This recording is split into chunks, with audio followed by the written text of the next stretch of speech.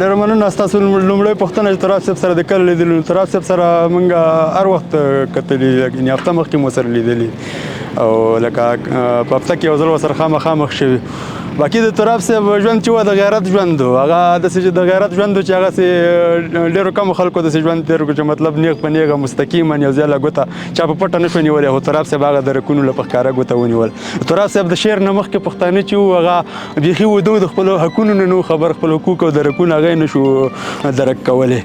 نو یقینا چې د تراب صاحب مرګ چې دی دا د لر او بر پښتنو دپاره او د ټول هېواد دپاره ډېره لویه ضایعه وه تراب صاحب په ډېر وخت کې بیا تکرار نه شي زه خو یم چې بیخي به د تراب صاحب ځای ناستې پیدا نه شي ځکه چې تراب صاحب د پښتنو هغه خواخوږي و چې پښتنو له هغه درکونه و هغه ځایونه وښودل چې چا نه شو کولی چې مطلب او د شعر په ژبه باندې ډېر په نزاکتانه انداز باندې زورواکي او جبرواکي دا ټولې مطلب د شعر په ژبه باندې ډېر په نزاکتانه انداز باندې د وګواخل مطلب د شعر په ژبه او هغوی مطلب دې له